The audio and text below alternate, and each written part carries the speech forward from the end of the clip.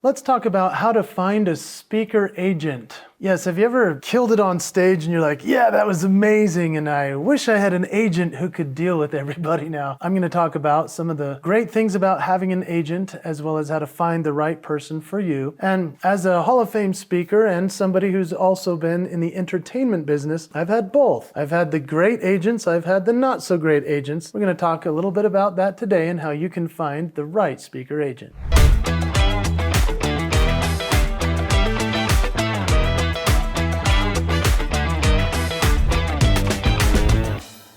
First of all, let's talk about the importance of a speaker agent. So there are roles and responsibilities that a great agent will take care of for you. They do matchmaking between speakers and clients, and oftentimes they bring a nice book of speaking opportunities for you to the table. They'll handle negotiations, which is actually really nice, especially if you prefer just to speak on stage and be great there, rather than have to handle the negotiation side of things. They also manage your contracts and your schedule. That's a really nice thing, so that you don't have to deal with the hassle of setting all of the details up and managing that schedule and that calendar. It's a nice thing to have an agent that does that for you. Some of the benefits of this is that it saves you time. As a speaker, you can just show up and be great, where if you're running your business and doing all of those extra things within it, then the roles and responsibilities fall upon you. Great agents also utilize their networks. They're usually really connected with a lot of people, not just other agents, but bureaus and opportunities to where they can line up something that you never would have had an opportunity to get in the first place. The really nicest thing about it all is this allows you to focus on the craft of being great at speaking. Some of the best speakers I know do not have time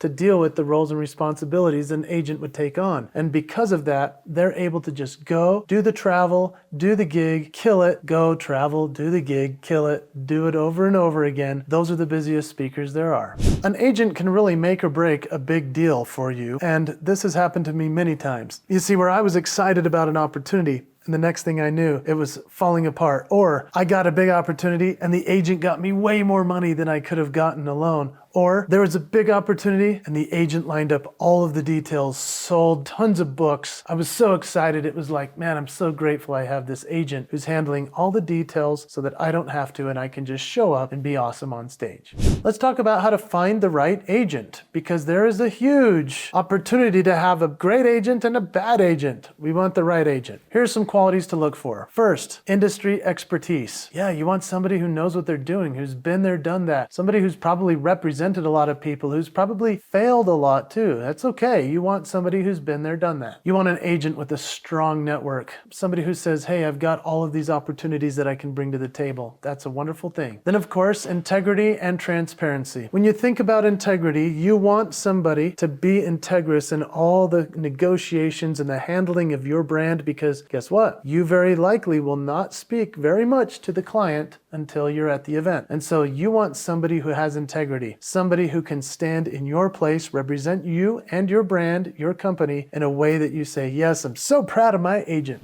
Here's some methods to finding your agent. First of all, let's talk about meeting industry conferences. Yeah, there are places like the National Speakers Association where agents and bureaus, management and other are all walking around looking for opportunities and speakers to represent. You could also look for referrals. Now, it's nice to talk to other speakers about who's working with them. I know this has led to some of the best relationships I've had is by finding out who my peers are working with and if they could make an introduction for me. Online platforms like LinkedIn can also work as well. It's a little bit tougher because usually you don't have a direct connection like an intro and a referral from a speaker buddy, but LinkedIn is a pretty great place as well to nurture that relationship. I'd recommend that if you do that, you want to add a lot of value to that agent's life before you go pitching. Hey, you want to be my agent? In other words, maybe share some things in a direct message that would be, hey, this is something I found that I thought you'd find insightful. Write an article about something, a great gig you did, and then share it with them and say, hey, I just wanted to share with you an event I just did. This gets them thinking, wow, maybe we should look into this person to represent them. Then they might come to you. Another method to finding agents is acting and working with bureaus. Speaker bureaus know all the right agents. They've worked with the bad ones too. So it's okay to ask, especially when you start being courted by agents. You can ask a bureau and say, hey, is this a good idea? Are these people legit?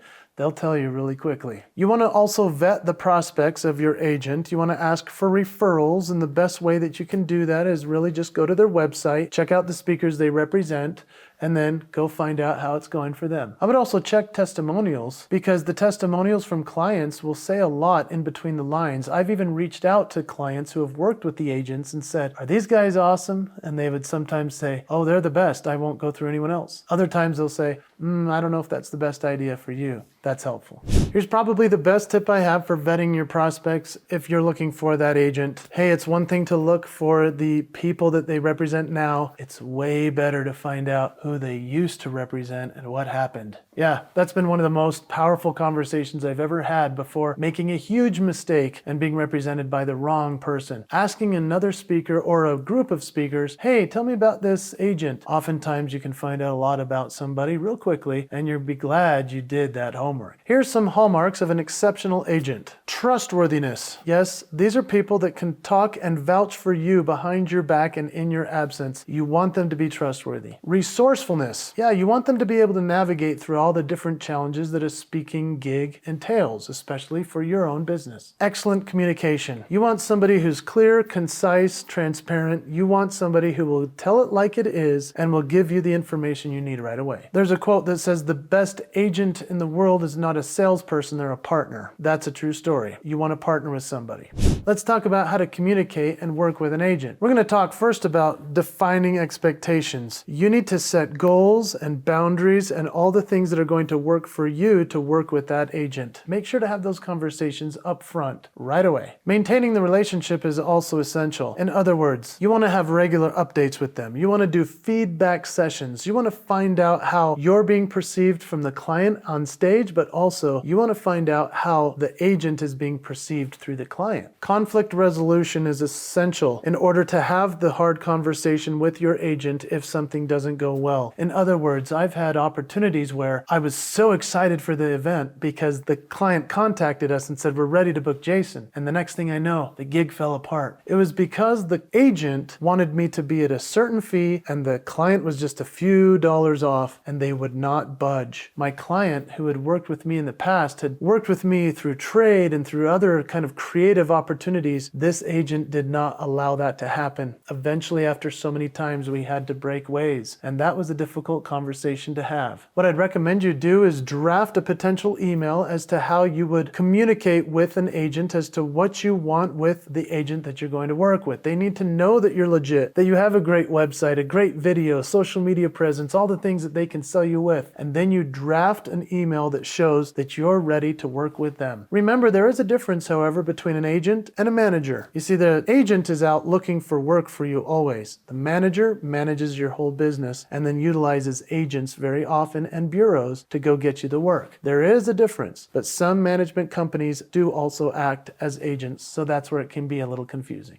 Now, here's an argument for going about it solo. Yeah, you don't need an agent. I mean, think about it. You can run this business. You can do it, right? I know you came here looking for why you need an agent and how to find the speaking agent, but let's talk about the benefits of going solo. When you go solo, you have full control over every aspect of your career. You don't have to bounce it off anybody. You can just change your title of your speech. You can change your book. You can change your fees. You can do whatever you want because you're solo. You don't have to pay commissions to yourself when you're booking yourself, and an agent takes a large fee usually. And then, of course, you have flexibility. Yeah, you have flexibility to do whatever you want. You see, when you have an agent, they'll hold you accountable to get them certain things at certain times, and yet when you can be more flexible without having that type of a person asking you for certain things or wondering what you're doing, it's a way to really feel like a solopreneur. And actually, perhaps you love sales. Maybe you like that responsibility. Maybe you're like, I'd rather do sales than the speech on stage. I actually have a friend of mine who's such a great salesman that he actually has been through this process where he's had speaker management, he's had agents, he's worked with some bureaus, and now he just says, I'm just going to do it all myself. I'd rather negotiate, I'd rather talk to the client, I'd rather run my own schedule, I'd rather book my own airfare. And so he does whatever he wants. He's kind of a renegade. One of my favorite people, his name is Ross Bernstein. Go check out Ross, one of the great speakers and the busiest in the whole business. So now you're armed with the knowledge as to whether you want to find a great speaker agent or if you want to go alone. What I'd love for you to do, if you'd like to work with me about how you can navigate this whole process, because it is a process, it's a tricky one, and having been there myself and had great agents and had not great agents, I can help you through this as well. If you'd like to work with me personally, that would be awesome. I'd love for you to email me at jason@jasonhewlett.com and in the subject line put mentoring. I know you'll respect my email address, and so I appreciate only those that are serious about taking this business serious, and let's go find your speaker agent.